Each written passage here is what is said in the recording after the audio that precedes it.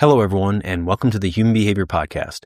In today's episode, we're taking you to a place you visit every single day, the parking lot, and showing how that simple strip of asphalt can become a live classroom for human behavior pattern recognition and analysis.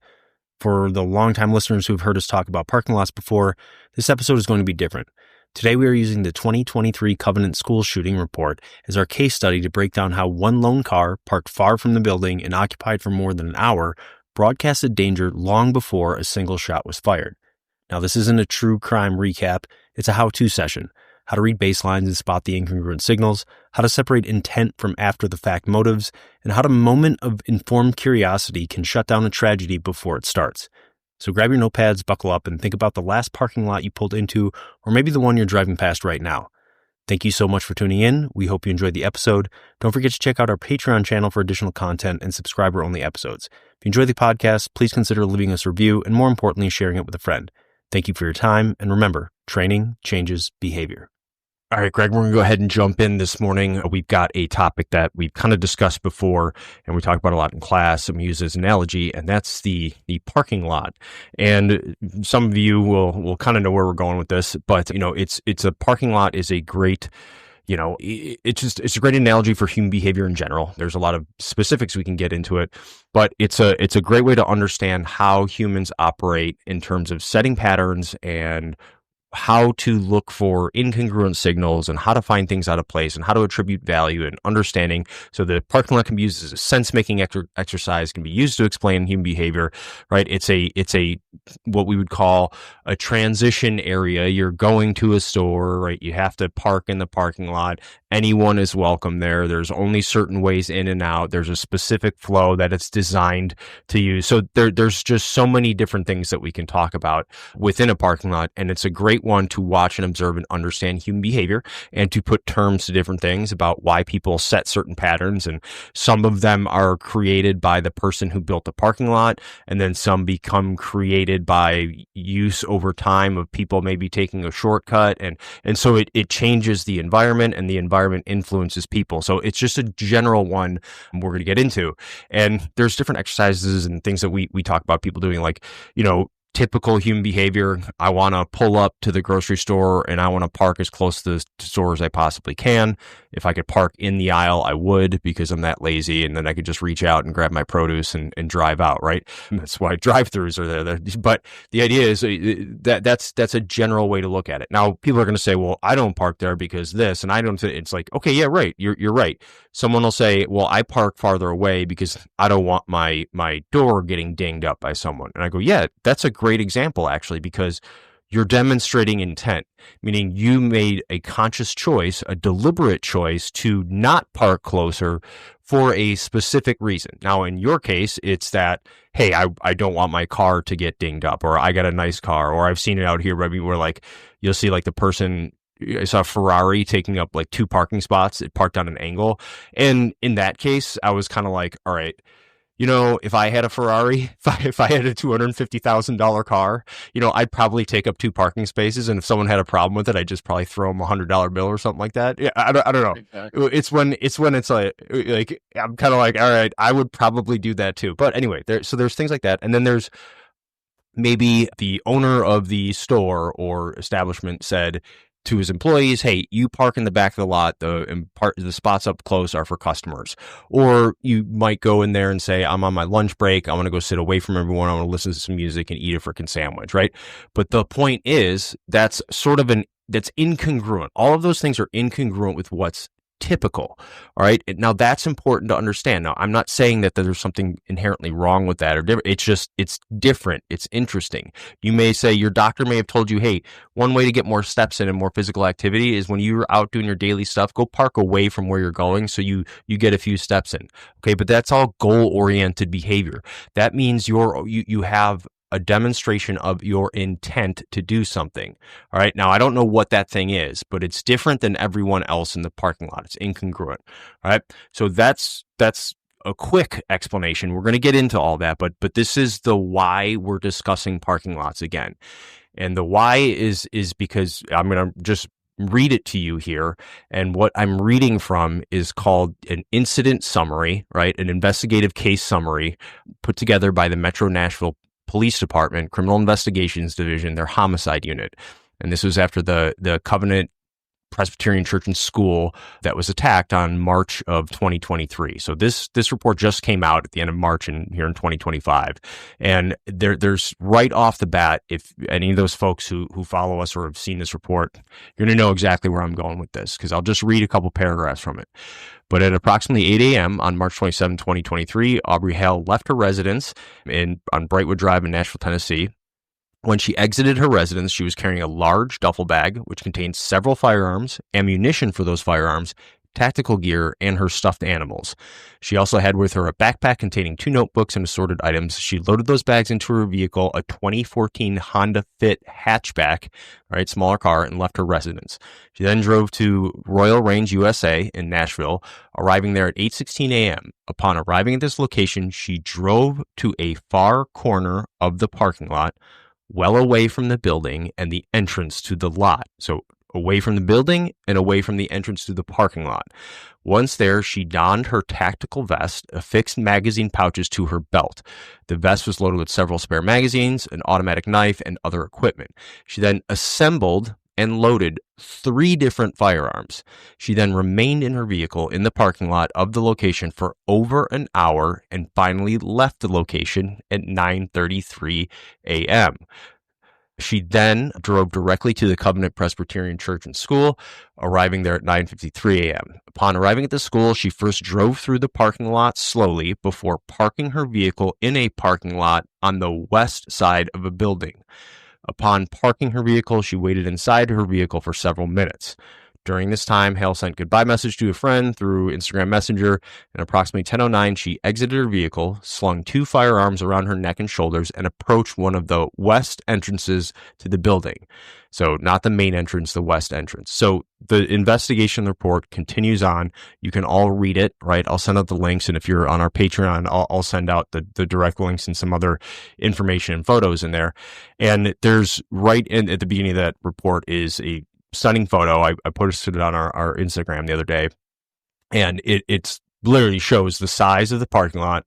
There's only 1 or 2 other vehicles right in the front, so the perspective is from the building looking out into the parking lot, and it's just this open waters of a parking lot, and then 1 vehicle parked all the way as far as you possibly can in the corner, not near the entrance. So it's a very powerful image. So that's the so what, the reason why we're talking about the parking lots today.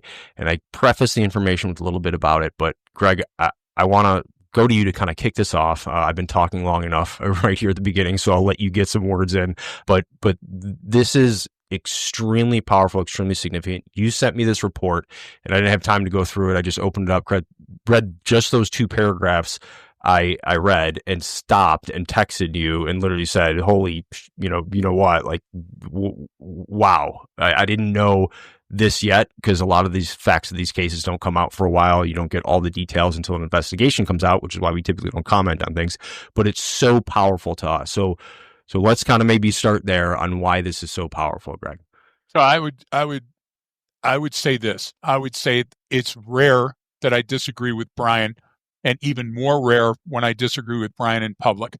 Generally, those conversations, and not an argument, never an argument, start when Brian said, you've had enough to drink, those type of things. But in this instance, you said 2 times something that I will take umbrage with, and I'll explain why. You said at the very beginning, hey, folks, when you listen to us talk about parking lots, you'll know where we're going. And then again, when you said, hey, anybody that's familiar with this case of Audrey Hale and the Covenant Presbyterian School, church school, you'll know where we're going. And you know what? I don't think that people sometimes do. I think that sometimes it's easy for them to conflate issues, Brian. And the idea is that when you're speaking strictly from a human behavior pattern recognition, left, and analysis, right, a way of thinking. And it's so common that you miss the fact that somebody sitting at home might not know why we're right. And no. Let me just hit on that real quick. That's an excellent point, and thank you for pointing that out. I was kind of speaking to the the Cognerati, the Exactly. folks on our Patreon, the folks who we talk to and who we've trained with, and those kind of people. So not just a general audience. Okay, so yes, I guess that's who I meant by it. But good point, because totally it was totally get it. But let's start more towards tabula rasa. So I want to give everybody that's listening, get out your yellow pad. I want to give you two things. I want to give you the FBI look at it very, very, very simply. This model is not a profile of shooter, created checklist of danger signs pointing to the next adolescents who will be lethal violence to the school. Those things do not exist. Okay, there's the first part of it. And then issues facing an educator is predicting an individual who's never acted out violently in the past will do so in the future is even more difficult. And then I could go down a little bit more. So real quick, Greg, can you say where that was from? It kind of and we'll cite it on the thing. That the idea is that the FBI spent years, 25 years, compiling a report. And the report is the most important document that's out there about school shooters. It's the most comprehensive. It's had the most research. It's defended all of its fight. And then the last couple of comments I'll bring from it. Motivation can never be known with complete certainty, but to the extent possible, understanding motivation is a key element in evaluating a threat. Then they go on and they say, okay, nonviolent people do not snap or decide on the spur of the moment to meet a problem with violence. Instead, the path towards violence is an evolutionary one with many signposts along the way. And then they said misinformation. Here's the common misinformation and stop using it. School violence is an epidemic. All shooters are alike. School shooters are always loners, and it goes on and on. Okay, so why did I bring that up? So here's my comparison. I want you to have your yellow pad ready, and I want you to write these next couple of things down. Rape, homicide, robberies, kidnappings, theft, general theft, and then auto theft. And then we could add carjacking and numerous other violent acts that are going on. Every one that I just said occurs in a parking lot. We know they occur in a parking lot, and there's a higher incidence of those situations in a parking lot than anywhere else.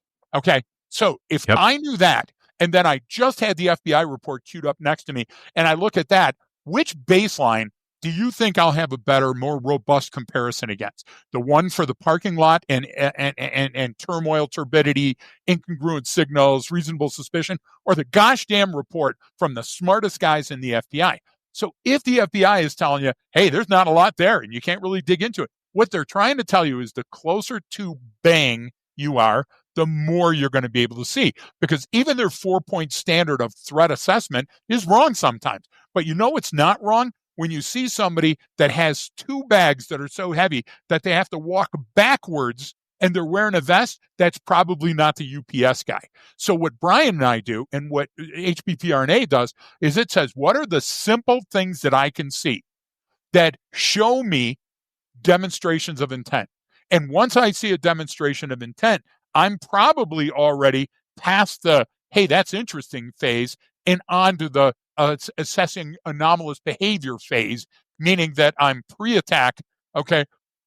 Pre-incident leads to pre-attack. What happens is most people are going, well, those are pre-attack behaviors. You fucking don't know. So don't use that terminology. But I can tell you this. Interest has to come before reasonable suspicion, has to come before probable cause. So what did Brian just read us? Brian read us early morning hours, and I don't mean dawn, I mean early morning hours, where people would normally pull into a parking lot and do what type of behavior? I'm going to eat breakfast.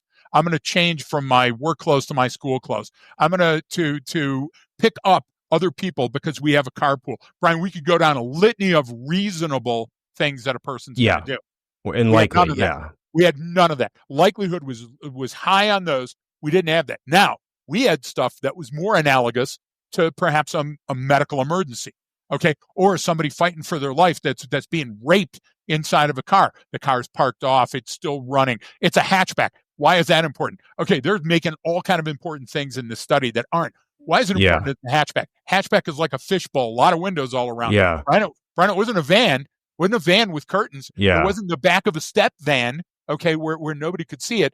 And the idea that why does somebody choose a further out? You touched on this, but the geographics of a parking lot always are tied to some sort of logic. I'm parking here because an hour before I get off, the shade from that tree will make my car cooler. I'm parking here, like you said, because my boss said, hey, don't park by the entrance. That's for customers, for paying people. All it would have taken is one person that was curious, one person that was interested in going, hey, wonder what's happening over there. If you're not a cop and you're a citizen, or you're an owner of a local company, just driving by, just using a pair of binos would have stopped this event in its tracks. Brian, she already sent her messages. She already kissed everybody goodbye. She was going to carry on no matter what got in her way. And where does the public think? Great article, great story, great research done, and a lot of study by Nashville. You got to give them a lot of credit, Brian. It's a great study. But where do you think they got the photos and the videos that are in that study? Yep. Okay. So if you can film it, you can stop it. And I'll say one last thing, and then we'll go in a more itemized list so we can follow logic, folks. I know you're all over your yellow pad and putting exclamation points, but that's how I think. Brian, when we look, who could say to us, well, you're not taking into consideration blank? Don't give a shit, because if it happens, it's going to start in the parking lot before it gets to your front door. It's going to happen somewhere. And what you've created now, and you use the term that we use all the time, a transition area. Look, you have to come out of the woods and go across the grass to get to the building. And you know what's mostly in your way? Parking lot. So if we think of the lowest common denominator, and we think of the least intervention by you, a public person, a citizen, or a copper or HR or whatever you do, the parking lot's the place. Yeah, and so this is why we start there, right? So we could set up chairs and a whiteboard and a classroom in a parking lot and never leave that parking lot and be there every day for a month teaching about human behavior and never every leave. day for the rest of our lives. You don't have to. Everything is right there, and that's why I use this as an analogy. And it's tough to, we're not going to be able to touch on everything in a podcast episode, but it's a great way to look at the world, because in the world, just like in a parking lot, there are rules, right? There's norms, there's social norms, there's directions, there's engineering behind it, there's a purpose, there's an intent behind what the parking lot's there for, why it was designed a certain way, and then humans then have to interact with it. So humans interact with it, and they generally follow certain patterns. So if the parking lot is constructed in a optimal way, right, they're going to go in and out the right way, they're going to use the right direction, but maybe sometimes the design is flawed, or a traffic light comes in later and it changes the flow of something, and then you'll see like maybe people don't know where to go, or there's an odd stop sign right when you pull in, and it messes it up. I mean, you can see that, you're like, this feels weird, or why is everything getting backed up here? Because the design isn't optimal, right? And then so what'll happen is then people might go, well, F this, I'm not going all the way through the middle here. I'm going to go around the outside where I know it's easier to go. And then that creates a pattern. Then once other people see it and they go, oh, okay, I see it. So now there's sort of like becomes this new natural order, organic order to this chaos in a parking lot versus how it was designed. You'll see stuff like that at like maybe large events, sporting events, county fair or something, where they kind of came in and had to do like the ad hoc parking lot where it's a dirt lot, and then things start getting messed up, and then people start parking each other in because it's not clearly defined. Because humans are just going to the people directing the traffic at those events go, why aren't you seeing it the way I'm seeing it? Yeah. In their head, they had rehearsed and have a plan and everything else. But you're coming in and everything looks exactly the same, and now you're going left instead of right. Let me give you, before you go on, because you're onto something here, let me give you a local one. So you love Starbucks, and we go to Starbucks before class often. Shelley, gotta get that green tea, that iced green tea. It's so good. Wonderful. Shelley hates Starbucks because of their politics, and Shelley's angry all the time and she won't go. So now Gunnison has two. Gunnison has a Starbucks in the city market, and Gunnison has a Starbucks in town, which is ridiculous, a horrible standard for such a small place. And we go to Stephanie's place on the outskirts of town because it's a local. But the other day, on a whim, I wanted my pistachio. So I go, I'm going to get that cold brew with the pistachio hint. It was an amazing drink. I'm giving them a shout out now. And they didn't have it. But when I went in the parking lot with my normal size Toyota pickup truck, I hit every curb, couldn't make the turn up to the sign, almost took the sign off to pick up. This place is brand new. It's a brand new Starbucks that recently opened. And you know what they built it for? They built it for a place back east of the Mississippi, that's got small cars and electric cars and all that other stuff. Even the place where you wait to have them bring it out to you or run in to grab your order. Brian, they were made for mid to small size cars. So nobody can navigate it. And then they put these huge curbs that are in it to guide you. And everybody that I saw, we actually sat there for a minute and took a couple of photos because everybody with a pickup truck had a edge and back up and come in and out. So what?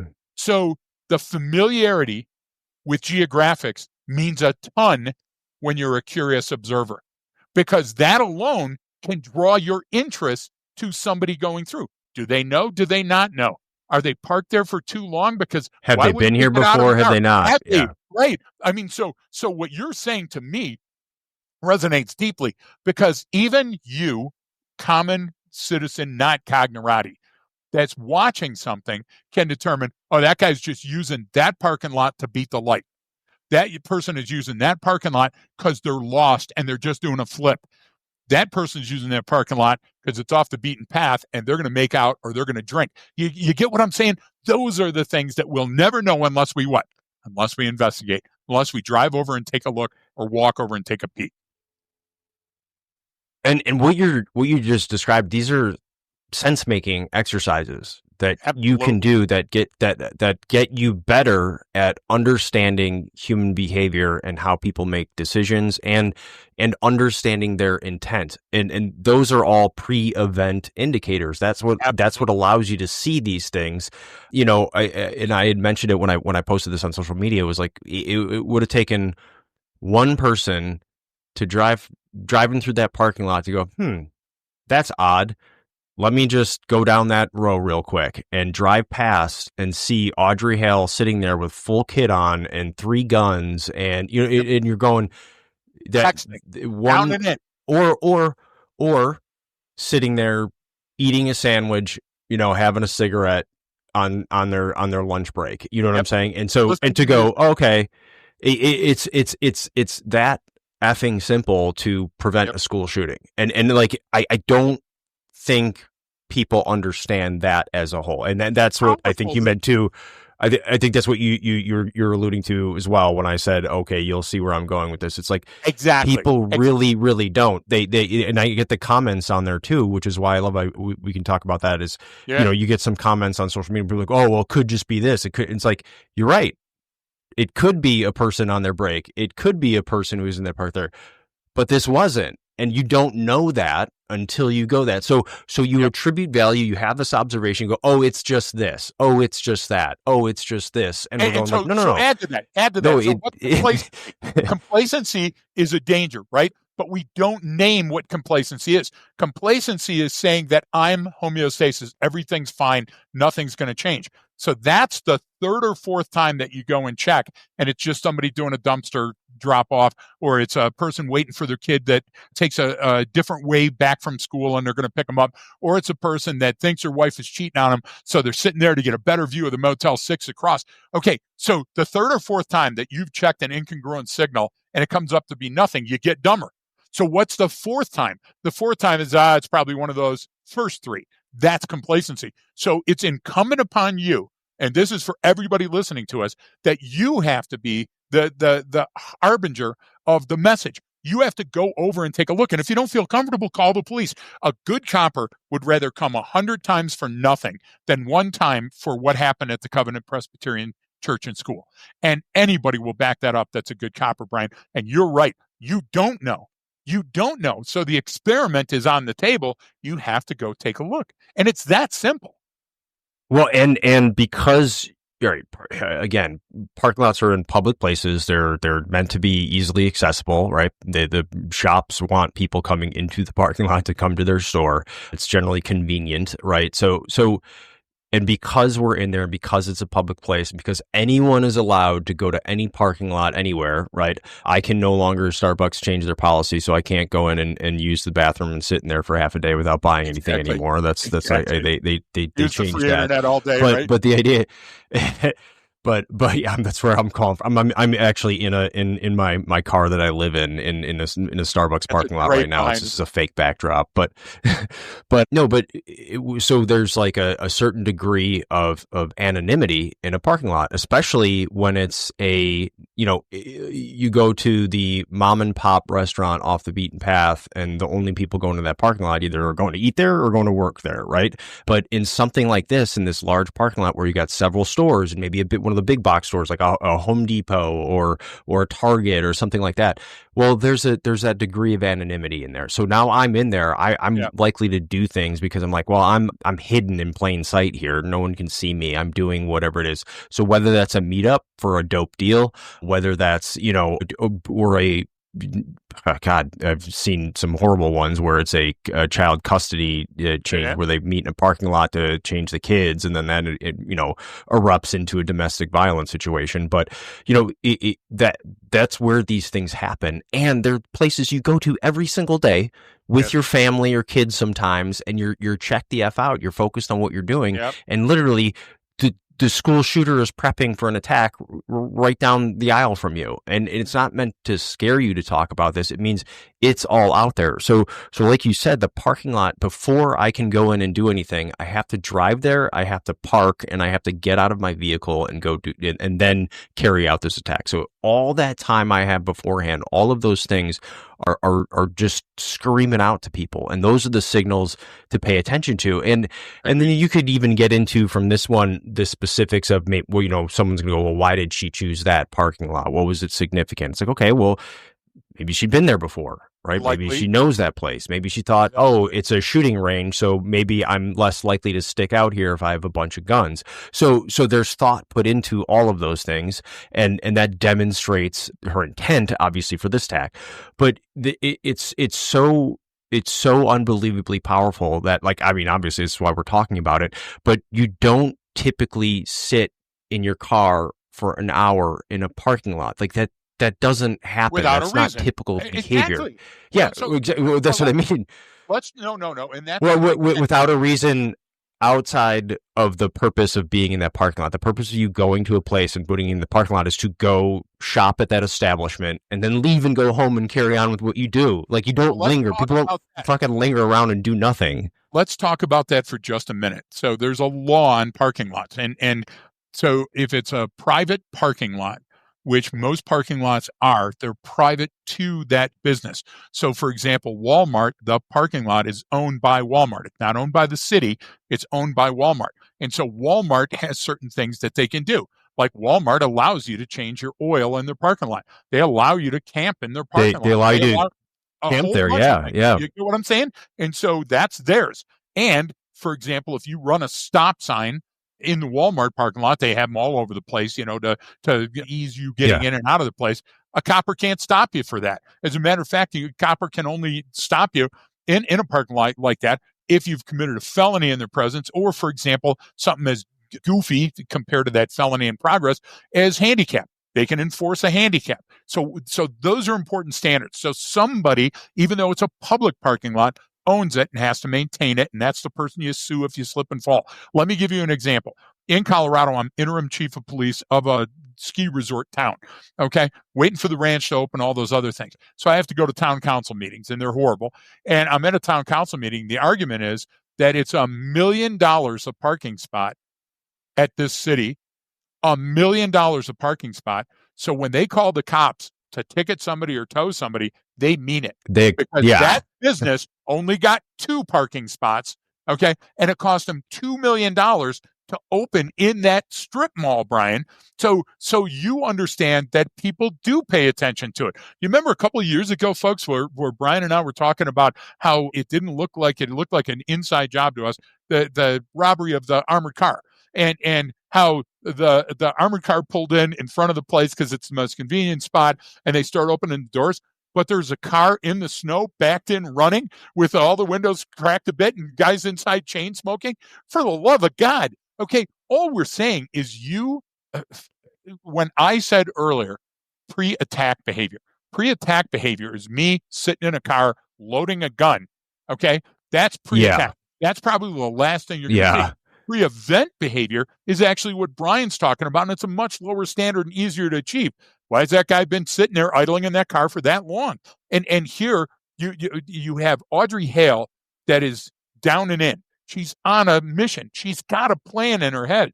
So she's not attending to those things that are immediately around her. And that's your bonus. The bonus is that while this person is putting on a vest and doing all these other things, even a casual observer is going to say, that's interesting. And once you say that's interesting, you can foil everything that comes after that. You can be the pair of scissors that cuts that plan off right there. The fuse. Remember the old round bomb, Wile E. Coyote? Yeah. And there's a fuse. And how many times did you see him stop it by just cutting it? And that could be you. And this is the perfect case. You don't have to delve. Brian, how many pages did you honestly go through before you saw that, before the light hit you that, oh my gosh, it was all here? It was probably the first page, I would say. It was the first paragraph. Okay, there you go. So if that's so true, then why did we see all day yesterday everybody going T-shirt and stained glass window, and why do we always see that? What's the reliance on that?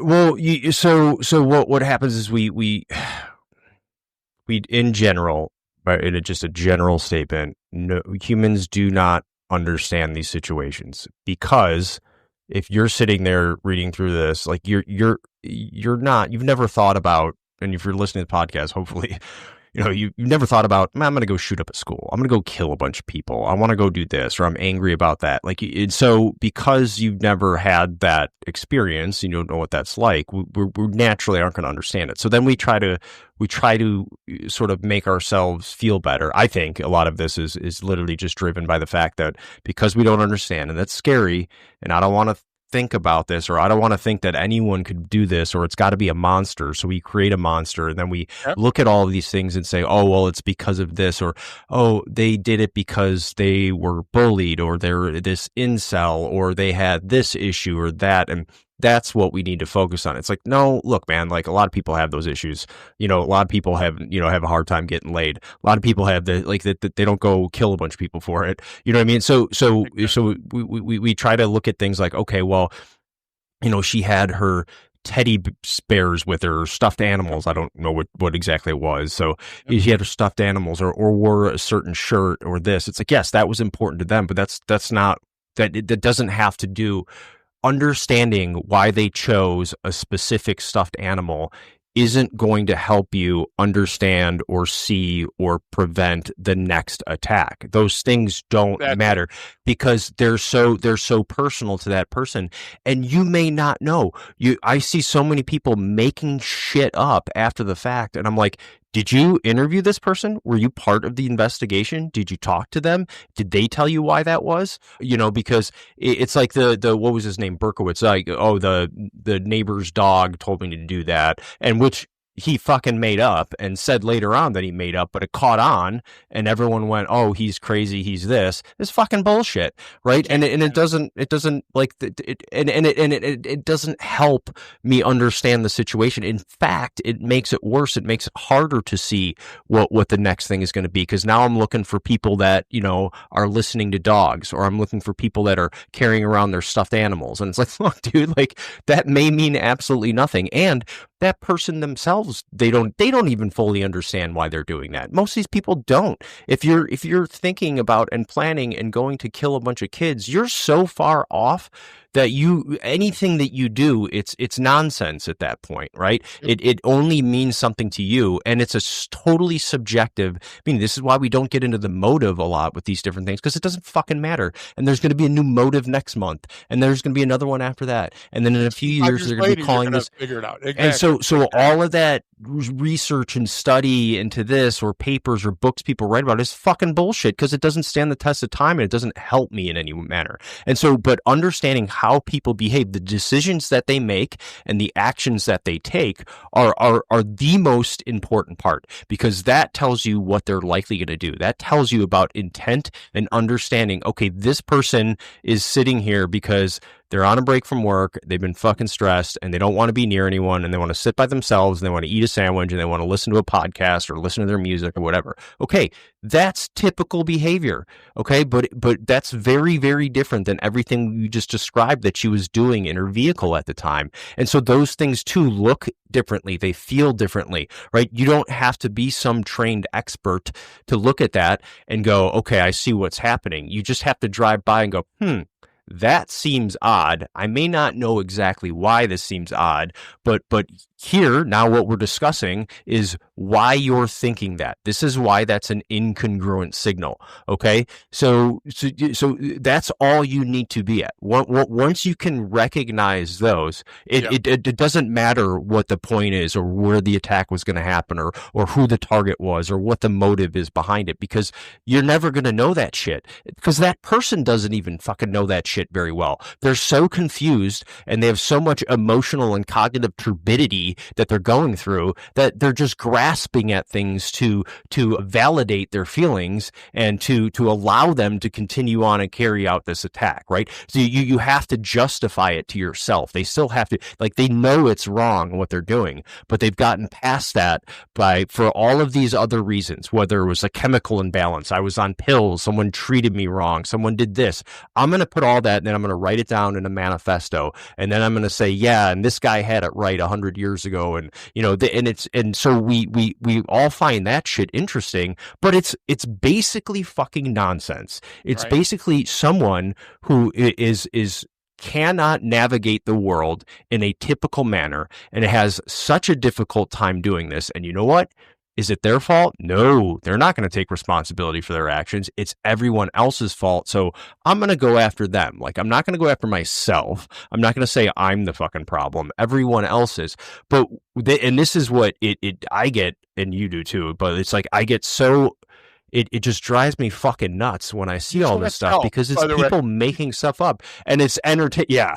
But because it makes for, well, it makes for a good movie. It makes for a good book. It makes for a good story. But so the fuck does Bigfoot. So does the Chupacabra. So does Aliens. Like, it's just like, well, thanks, but not only do I not know anything, I'm a little bit dumber after experiencing this and listening to that. Like, that's my my thing, and I always bash, everyone loves talking about like Ted Kaczynski, and I'm like, yes, the guy was a mathematical fucking genius, okay? And unless you're also a mathematical fucking genius, you're probably not going to understand the guy. And he was all over the place with what he wrote and said. But look at what he did. He took these steps. He rode his bike into town. Like, I keep using these because it's like, don't go off of what people say. People fucking say anything. People say shit all the damn time. I think I've sworn more on this podcast than I have on any other, because it's like, because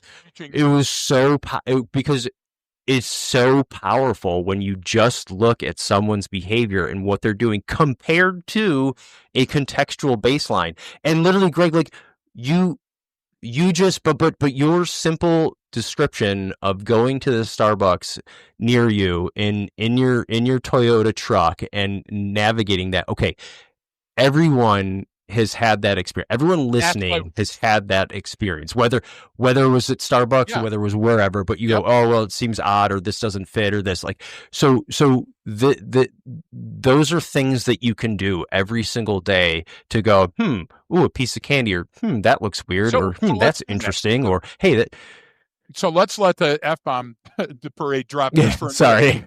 No, take a breath. You shouldn't be sorry. You shouldn't be sorry, because Brian's as worked up as I am, but I've had 24 hours to digest it and calm down, because that's exactly the type of tirade when I was on the phone with Brian. Can you believe this shit? So you're doing the Gilbert Gottfried. Yeah, exactly. God darn it. So let's do a rectangular, horizontal, yellow pad reasonability study. Okay, grab your pens, folks. If you drive and pull over for a minute, or be the passenger. Okay, so what I want you to do is I want you to take a look on the left-hand side and just put 3 or 4 of the actions that we saw Audrey Hale doing. Then on the right-hand side, I want you to put things that happen every day. People get bad news every day. People get fired from jobs every day. People get over-emotional because somebody notified them that a recent meet or an old friend or a family member has died. A person just figured out that their truck is malfunctioning and they've already called the auto club and this was the closest parking lot. So here you've got all the reasonable answers on one side of it, and you got Audrey Hale's demonstrations of intent on the other side. So what would the demonstrations of intent be like if you recently got fired from your job? So now we're on the right-hand side. Well, if you recently got fired from your job and you're slipping on a vest and you're loading a gun, Houston, we have a problem. Now, so in your reasonability box, I want you to put, is it reasonable to assume that everybody that's ever gotten fired from a job has done that? No. As a matter of fact, it's so rare that there's TV, movies, or books that are written about them, and that makes number one news. Okay, I'll buy that. Well, what about incel? Brian and I are celibate, and not together. We're not on the road. But so being incels, come on, they're still listening. But being incels, all right, I want you to think about that. A lot of us didn't get laid in high school. A lot of us, okay? And what we did is we did an Isla Vista, and we went out and we amassed guns, and we killed our roommate and rammed people and shot them until we shot ourselves. Well, no. As a matter of fact, that's so gosh damn rare that I can only think of 2 instances in my lifetime where I can directly relate the incel to the crime. Okay, so what happens, Brian, is we're getting Audrey and her activities and her demonstration of intent are standing alone, and all these other ones are going nowhere. They're all going nowhere. It's the family waiting for that kid to get off school. It's the person that got fired that's just trying to take an emotional break before they get home to tell their significant other. It's all those things. And they can be packed with information and turbidity and emotion, but they don't lead to somebody, the next place they're going, they're going to get out of their vehicle with a bunch of guns and kill people. So the idea is that every story is in play all the time. And so that person that's parked up on the curb just in front of the ATM isn't going to rob the store and take the ATM. They're waiting for wheelchair person in the city market. But you don't know unless you check. You do sustained observation. You take a look. You call the store. You call the cops. Yeah. You say, this is interesting. You know why? Because there's not 70 cars parked up on the curb in front of the ATM. Most people follow rules. Most people got into the situation at that Starbucks that I was in.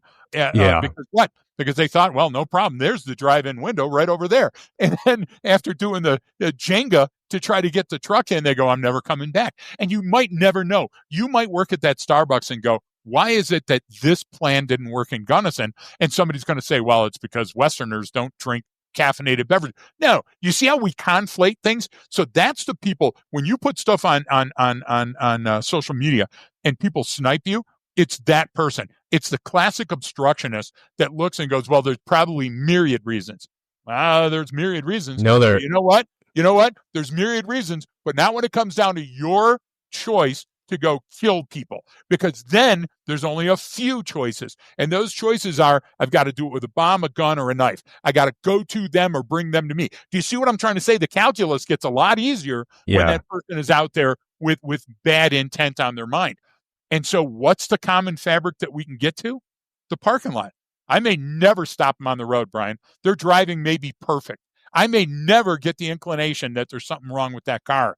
But in the parking lot, the preparatory behavior that I'm seeing is incongruent. And incongruence alone should be an interest motivator. And it should be the very thing at the big end of the funnel that gets me excited. Well, and this case gets even more ridiculous in terms of the discussions about it because of all these fucking social issues that I don't care about and that people shouldn't and aren't going to fucking matter anymore. But the idea was it even had to say in the report, look, this was something that, so this report was longer and we had to add more information literally because it says it should be noted that in life, and again, this is the investigation, it should be noted that in life, this is a legal document prepared, with, again, because I got some comments on social media where people are like, well, they called it an automatic knife and an AR. That it's like, yeah, that's what that weapon is called. That's a term of description, and this is a report. And they're like, oh, I wonder if the reporter. I was like, did you read this? This wasn't written by. This is exactly. Yeah, but I obviously, of course, attributed this, hey, this is where this came from. And so people know the facts of the case. Like this is going through an investigation of what they found. Well, but here's the thing. It said, it should be noted that in life, the offender, Audrey Hale, gender identified as a male and used he, him as preferred pronouns. Under Tennessee law, a person's gender identity must correspond with their biological sex or with information present on their certificate of live birth.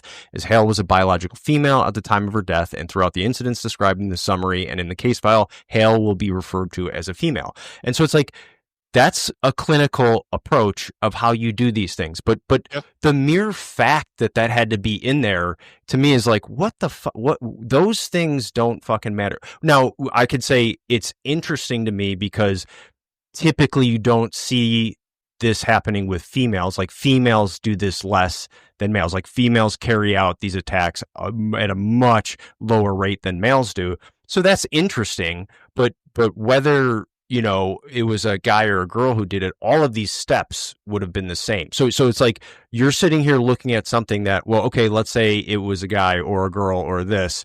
Well, that doesn't change anything else that happened. So why is that relevant information even? What does that matter? Yeah. Because again, everyone wants to point the finger at something and say, oh, well, this mental health issue and it was caused by this, and society's letting people do that, and we're going to see more. It's like, you don't fucking know that. This is the topic du jour over the last couple of years. And you know what? In 10 years, it's going to be something else. So what are you going to do? You're going to put all this time and effort into something that's going to be a new problem a few years from now.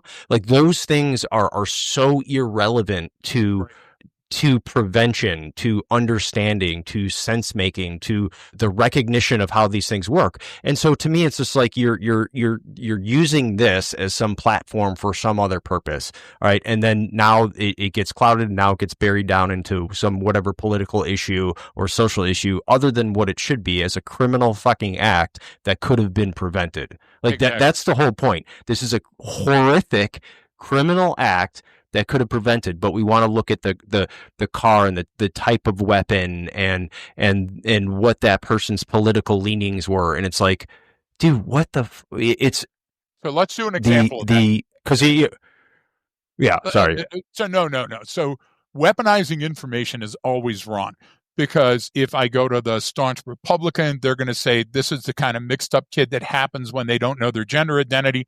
When we go to the Democrats, it's going they killed because you picked on her because of her gender identity. Yeah. Neither of those matter to being able to see and predict likelihood based on demonstrations of intent. So let me give you one that almost never matters. That was a much better way of putting it than what I mean. No. And trust me, I understand, because we both have emotional attachments to these type of events, and we're so immersed in them that it's hard to come up for air sometime, because it seems like that we're getting jabbed all the time, and then all of a sudden you get a punch like this, and it's just the memory of this event is just like it happened yesterday. And Brian and I compared this to other events in class, not to highlight this event, but to demonstrate that intent is much more important than motive. So there's a person that was in the news very recently, and they're saying, take a look at the shirt this person's wearing. Do you know the origin of that shirt? Well, sometimes people do know the origin of the shirt they're wearing, and sometimes it's really important to the message that they're trying to deliver. But sometimes a shirt's an effing shirt. Do your research. Take a look at the psychology and sociology of messaging. So, for example, saw Brian get torqued out of his mind because a kid was wearing a Che Guevara shirt. And so Brian stops and goes, do you understand what that shirt means? Do you even know who that is? The person's like, no, it's just a shirt. And Brian goes, well, let me educate you on something. And Brian goes down the rabbit hole and tells the person who Che was, what kind of person they were, and everything else. And do you understand that just by wearing that shirt, you're kind of promoting that type of behavior? And the person was like in a collegiate setting and saying, wow, I never knew that. The most important part of that conversation, all of it was important, but the most important part was the person had no idea. The other thing is, sometimes people wear things to be provocative or evocative. I never wear message clothing. I haven't. Right. It's a choice that I made, because and it's nothing with the gray man horse crap. It's that I don't want to give somebody a piece to latch onto to give them an angle or an opportunity. Yet I use your wearing Under Armour or things like that, or like tattoos. I can use your tattoos to start a conversation, but I'm not going to look at your infidel tattoo and decide that you hate Muslims. You see? So Yeah. a guy wearing a provocative shirt that comes back to, and here I'm going to be provocative, to killing Jews or to mass murder or to Pol Pot or to abortion or any of those other things. Maybe they're just trying to get your goat. So if I spend too much time on that speed bump, on that point of turbulence, I'm going to miss all the other things, because the shirt itself doesn't always mean it's a demonstration of intent. As a matter of fact, it's so rare that I remember only a couple of times where it would have been a good warning. Okay. And so when somebody makes a list and then they write that thing on their shirt with a marker, and it's not a mass produced shirt that is sold to a lot of people, and they decide to walk in, okay, maybe that's a pre-event indication, Brian, but most times it's not. So saying something like that person shot at that, or that person defaced this before they go on, like this thing with Tesla and with the cars, and I don't know shit about it. It's a perfect example. Yeah, but the example is that most of the people that are doing that are just angry. And they need to lash out at something, and that happens to be the du jour. That happens to be the soup of the day, Brian. And so, if you really got down into it, do they really understand the inner workings of this man's mind? No, and that's a perfect example, because it was, a few years ago, it's like, oh, you drive a Tesla, you're, think you're some liberal saving the earth, blah, blah, blah, this thing. And then now it's like, oh, you drive a Tesla, you're a Nazi. And you're like, what the, so both, but to me, I'm like, those people that think that way, they're the same people. They're assholes. They're morons. They're like, we need to stop giving them their time, their moment, and we need to stop amplifying those messages, because it's just stupid. It's like the dumbest way to look at something. But to that point, we all do that to some degree. We attribute value to something in just such an arbitrary way without knowing it. And tattoos are a great one, right? We've had people say, oh, well, that tattoo means this. It could mean that. It's like, well, did you ask that person who got the tattoo? Because they might have just thought it looked cool. They might have just thought it was this, And so it's very, very hard to determine on one thing. And we get focused in on those things because they're interesting or they're novel. And it's like, no, just stick with the actual things that the person did, and you can go back through a timeline and say, "Oh, wow, I see where they were going with this." And I mean, it just that's the thing. Is it reminded me one time? I don't know why it spurred this memory, but my buddy, the gym he had, I used to work out at. I look out the front window sometime. This guy was like across the street, but there was a little, like, a boys and girls club there, so they drop kids off after school or during the summer, like they have little summer camps and stuff. So there's like a lot of parents driving in and out of there, which was complete chaos, and they're the worst drivers on the face of the earth. But then there was also, it's just like there's activity going on out there, and there's like an atmosphere to it, especially during the summer where the kids are outside in the little fenced in area playing and stuff like that, and you can hear it. And then I just see this guy, and he's like, he opens up the back of his SUV, and all I look while I'm in the middle of doing something is he looks left, looks right, checks his 6, and I'm like, whoa, what the F? And this is at like the Boys and Girls Club is right there. So rather than going out the front door, I go out the side entrance to take a look. And what it was is there was like a drop off point there, and he was trying to like a drop off for extra, like, whether it's clothes or like even furniture stuff, and then they'll take it and they'll resell it and stuff like that for money, and you're just donating it.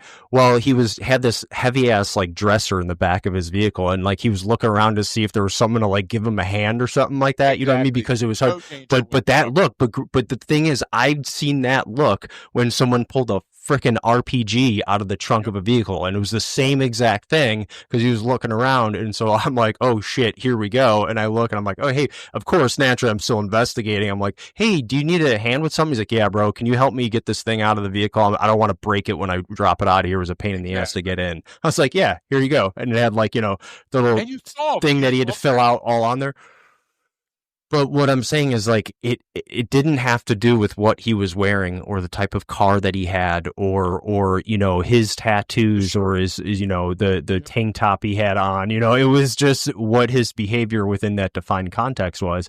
And so it's like I don't know how to it's hard sometimes, I think, for us and when you get this initial like to see something or to explain it where people either go, yeah, but it could be whatever. Or they go, oh, yeah, I totally get it. Yeah, no, that makes sense. It's like, yeah, but you're not doing it. It's like, no, I get it. When I see that stuff, it's like, no. It's seeing it every single day. It's at the Starbucks when nothing is happening. It's at your local place when there is nothing wrong to still be able to determine the incongruent signals and what's typical and what's normal. Because if I start with that, it's going to be much easier. And going down this other rabbit hole just of ideology and what that means is just it's all. Well, it's great when you're writing a report, Brian. It's great when you're writing a report and you tie those things back and say, these were how I made the identification of the person. These were things that I saw that were unique to this person. So I knew it was the same person I was following, like for surveillance and all those other things, because they could be descriptors. They could be identifying factors. But the idea is behavior is much more important. So we know from just watching the caper that Audrey never intended to make it out of that building. We also know that she was familiar with this school. She was familiar and she chose it. Why? Well, geographic familiarity means something to me. So I don't go, wow, that door's locked. Wow, they're closed today. Wow, I chose a bar to rob and it's the pancake breakfast for the police league, right? So there's a certain amount of things that we can take a look at and determine likelihood. And so one of the things is that there's a great set of photos of her on the second floor, I believe, shooting down at the police officers and shooting it down at the police car. Why? Because she was at the end of her plan. She doesn't have additional information in the plan. And she goes, well, the cops are here and this was going to be my way out anyway. So what I'm going to do is I'm going to shoot some cops and I'm going to shoot at some cops and I'm going to keep the firefight up for a while. Why? Because my plan didn't have a chapter next. So because I don't have a chapter next, well, this is as good a place as any, and they're here and I'm here. If she would think back to Klebold and Harris. Klebold and Harris effectively chased out everybody that could have been a next victim.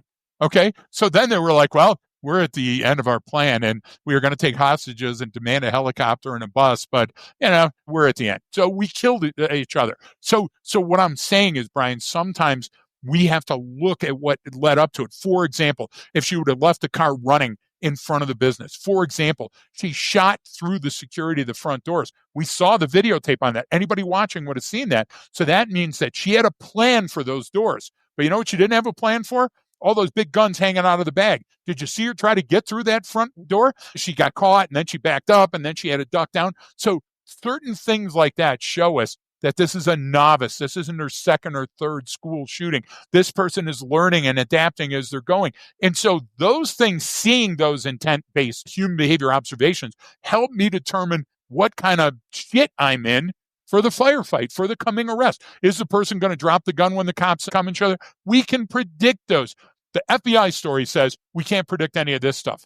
And reality and science show that we can't predict any of this stuff. But we can determine likelihood based on demonstrations of intent. And what's the best place to do that? A gosh damn parking lot.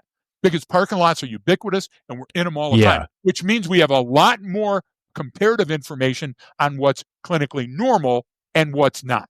That's it. I mean, think of that. So that's the part of it about, it is since all of every perception, every observation you have is a comparison to something. It's a comparison to a known. That's why when people go, hey, that looks weird or different, or I don't get that, it's because you're looking at something. And whether you recognize or not, there's something about the situation, the person, what's happening that doesn't fit, like that you haven't seen before.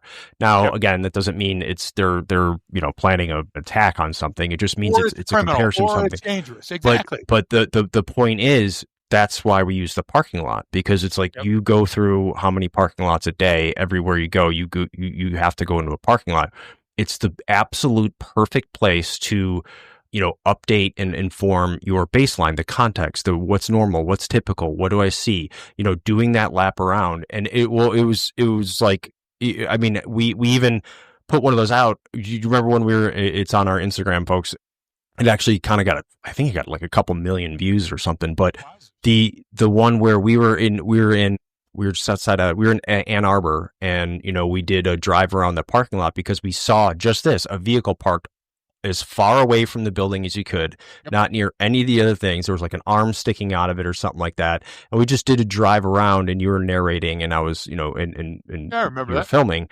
And the point is, like, that was, that could have been Audrey Hale, but it wasn't. It was a couple kids or whatever it was, people hanging out, having a cigarette. It's like, that's the point, is if you can't do it here, then you're never going to see that stuff. If you can't tell me what typical and do that sense-making exercise to do a hypothesis test and say, all right, if this is, then what else it could be, let me go investigate further. And it literally took a minute, because the video is a minute long, and that's how long it took to determine, is this something that they're just hanging out, or is this something dangerous that we have to investigate further? And so those simple exercises that people do, that's where all the power is in it. I think it's that's how you get better at it.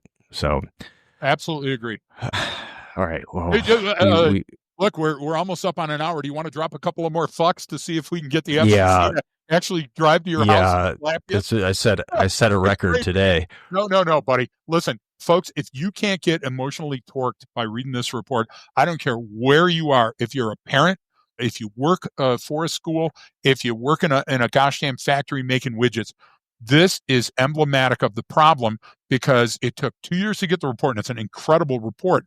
But look at all the rabbit holes that people are going to jump onto. And you know what the important ones are? What are the demonstrations of intent? What can I prove right now is incongruent, and why does it matter to what's going to happen next? And if they follow in a pattern, then you're likely, a piece of candy, it's about to be game on. That, Brian, alone, that helps me defend against a shitty situation. Yeah, so that's sort of our challenge to the listeners, is like, the next time you're in a parking lot, figure out, why would someone park here versus there? What are they likely doing? Where is this likely happening? What is the reason for that? Right. Yep. Remember when we pulled up to that one place, where it was like 20 there's like 20 or 30 HVAC vans in the parking lot. We're going, what? This isn't an HVAC. So is this a conference? What's going on? And they were doing like there's like some big project going on nearby, and they all had to park there. But it was one of those so out of the place, right? But you figure out where it is. Just go, all right, what's the next most logical step? Where is this going? If I see this, then what else could it be? So that's sort of our challenge, the parking lot challenge. And then, of course, we'll have more on the Patreon for those subscribers, and I'll have some of the photos and from the report, and I'll put all the links in there too as well, so you can check it out and read through this. But it's a good one, as most of these investigations are after the fact. Great. Where there's some great information in it. So Nashville did an incredible job with the information they had. Incredible. Yeah. So, okay, I think that's it, Greg. We went over a lot. I probably, we need like a bleep button for me on this one, but it's just yeah. So we appreciate everyone for tuning in. Like I said, there's always more on Patreon. Reach out with any questions that you have. You can always reach out to us too at thehumanbehaviorpodcast@gmail.com. And you could, and to our Patreon folks, always giving us great, suggestions for podcast topics. And that's where we get a lot of them. So we appreciate you for that. And thanks everyone for tuning in. If you enjoyed the episode, give us a good review, share it with a friend. That'd be great. And don't forget that training changes behavior.